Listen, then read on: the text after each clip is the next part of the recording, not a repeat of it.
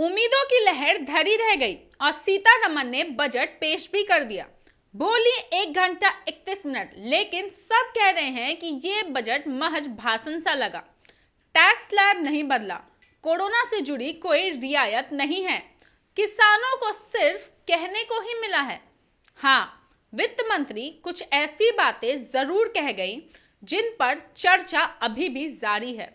मसलन सरकार अब डिजिटल करेंसी लॉन्च करेगी, साथ ही इन्वेस्टमेंट का सबसे पॉपुलर जरिया बन चुकी क्रिप्टो करेंसी की कमाई पर 30% टैक्स भी लेगी। इनके साथ ही 2 नई घोषणाएं भी की।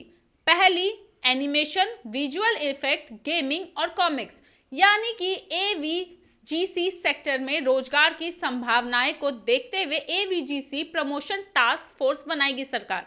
और दूसरी, प्रोफेशनल एजुकेशन के लिए डिजिटल यूनिवर्सिटी भी खोलेगी। बता दें तो कुछ जमा बजट में महज 8 बातें हैं जो आपसे साझा करने लायक है। अभी करते हैं, लेकिन इससे पहले बताते चले कि ये सब हम उसी क्रम में कर रहे हैं जैसे आपने हमें कहा था। सबसे पहला, इनकम टैक्स। लगातार 9वें साल भी हाथ लगी निराशा, कोई बदलाव नहीं। इंतजार था कि इनकम टैक्स स्लैब में बदलाव होगा, 9वें साल भी इसमें कोई बदलाव नहीं किया गया। टैक्स फ्री इनकम की लिमिट बढ़ाने की उम्मीद थी, यह घोषणा भी नहीं हुई। टैक्स की इनकम का दायरा नहीं बढ़ा, यहां तक कि टैक्स स्लैब रिवाइज्ड भी नहीं हुआ। पहला, इनकम टैक्स। लगातार 9वें साल भी हाथ लगी निराशा, कोई बदलाव नहीं। इंतजार था कि इनकम टैक्स स्लैब में बदलाव होगा, 9वें साल भी इसमें कोई बदलाव नहीं किया गया। टैक्स फ्री इनकम की लिमिट बढ़ाने की उम्मीद थी, यह घोषणा भी नहीं हुई। टैक्स फ्री इनकम का दायरा नहीं बढ़ा, टैक्स स्लाइस रिवाइज नहीं हुआ। कॉर्पोरेट टैक्स को 18% से घटाकर 15% कर दिया गया है। आपको 2 साल पुराने टैक्स रिटर्न को अपडेट करने की सुविधा दी गई है।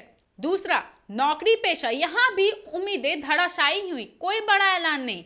उम्मीद थी कि 80C का दायरा बढ़ाया जाएगा, कोरोना काल में वर्क फ्रॉम होम कल्चर में ढल चुके एम्प्लॉय को राहत मिलेगा, पर ऐसा नहीं हुआ। ऐसे एम्प्लॉय की संख्या 82 से ज्यादा थी जो दफ्तर नहीं जाना चाहते थे। 80C के तहत निवेश और खर्चों में पुरानी 1.5 लाख की limit. Work from home worker के लिए कोई स्पेशल अलाउंस नहीं दिया गया। एमएसएमई के लिए पैकेज, जीएसटी की तारीफ। कोरोना के वक्त सबसे ज्यादा प्रभावित कारोबारी हुए। सरकार ने पिछले साल एमएसएमई के लिए 15,700 करोड़ रुपए का था। इस बार भी पैकेज का ऐलान किया गया। इसके साथ ही जीएसटी पर फील गुड फैक्टर का जिक्र हुआ। एमएसएमई के लिए अगले 5 साल के लिए 6,000 करोड़ रुपए हुए। डिजिटल इंफ्रास्ट्रक्चर पर फोकस, ई पोर्टल लॉन्च किया गया। बता दें कि ड्रोन शक्ति के लिए स्टार्टअप को मिलेगा प्रमोशन। जनवरी में record 1.4 lakh crore GST collection हुआ। किसान, पीएम किसान सम्मान निधि नहीं बढ़ी, पर दूसरे ऐलान हुए। उम्मीद थी कि प्रधानमंत्री किसान सम्मान निधि को 6,000 से बढ़ाकर 9,000 किया जाएगा, पर ऐसा नहीं हुआ। हाँ, कुछ और ऐलान हुए जो निश्चित तौर पर किसान के लिए फायदेमंद साबित होंगे। किसान drone, natural farming, land digitalization को प्रमोशन किया गया।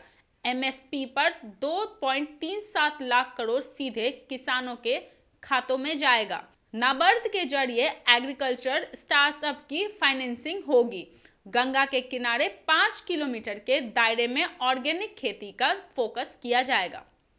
5वां, महिलाएं। जो उम्मीदें थी उनमें से एक भी पूरी नहीं हुई। महिलाओं की इनकम टैक्स छूट, होम लोन और म्यूचुअल फंड में इन्वेस्टमेंट पर रियायतों की उम्मीद कर रही थी, लेकिन ऐसी कोई बड़ी घोषणा नहीं हुई जिससे उनकी कमाई या खर्च में राहत का असर दिखे। 2 लाख आंगनबाड़ी अपग्रेड होकर सक्षम आंगनबाड़ी बनेंगे। वहीं डायमंड और जेम्स पर कस्टम ड्यूटी घटाकर 5% कर दी गई है। हीरो के गहनों पर सस्ते होंगे। नकली गहनों का कस्टम ड्यूटी 400 किलो होगा। छठा, क्रिप्टो करेंसी, दो बड़े ऐलान हुए, दोनों का असर भी बड़ा होगा। सबसे popular investment medium crypto currency को लीगल कर दिया गया है। भारत में 10 करोड़ से भी ज्यादा क्रिप्टो करेंसी यूजर्स हैं। डिजिटल करेंसी को भी लेकर बड़ा ऐलान किया गया है। क्रिप्टो करेंसी से होने वाली कमाई पर 30% का टैक्स लगेगा। डिजिटल एड्स में ट्रांसफर करने पर 1% टीडीएस भी लगेगा। रिजर्व बैंक ऑफ इंडिया लगाएगी 7 डिजिटल करेंसी। डिजिटल करेंसी में ब्लॉकचेन टेक्नोलॉजी इस्तेमाल करेगी। हेल्थ सेक्टर और सोशल वेलफेयर केवल फोकस की बात, कोई ऐलान नहीं। कोरोना की तीसरी लहर जारी है। पिछली बार हेल्थ सेक्टर को 2.38 लाख करोड़ रुपए दिए गए थे।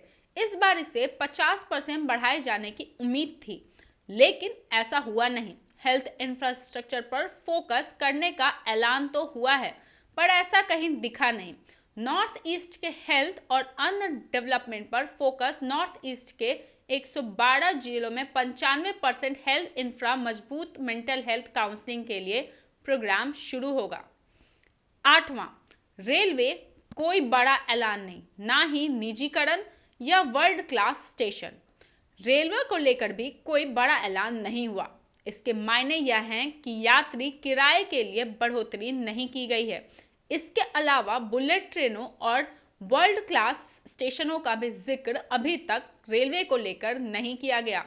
400 नई जनरेशन की वंदे मातरम ट्रेनें अगले 3 साल में चलेंगी, इसका घोषणा हुआ। 100 प्रधानमंत्री गति शक्ति कार्गो टर्मिनल भी डेवलप किए जाएंगे। रेलवे छोटे किसानों और एमएसएमई के लिए प्रोटेक्ट डेवलप करेगा।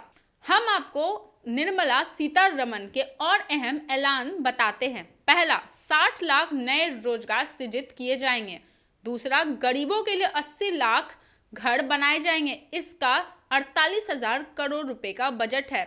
2022-23 में ई पासपोर्ट जारी किए जाएंगे, जिनमें चिप लगी होगी। चौथा, डाकघरों में भी अब एटीएम मिलेगा। 5वां, पीएम ई विद्या का 1 class 1 TV channel program 12 channel से बढ़कर 200 चैनल किया जाएगा। चैनल क्षेत्रीय भाषा में होंगे। व्यावसायिक शिक्षा के लिए डिजिटल यूनिवर्सिटीज खोले जाएंगे। हम आपसे फिर मिलेंगे ऐसी और अपडेट्स के साथ। आप बने रहे न्यूज़ भारतवर्ष के साथ। मैं तन्वी, पटना।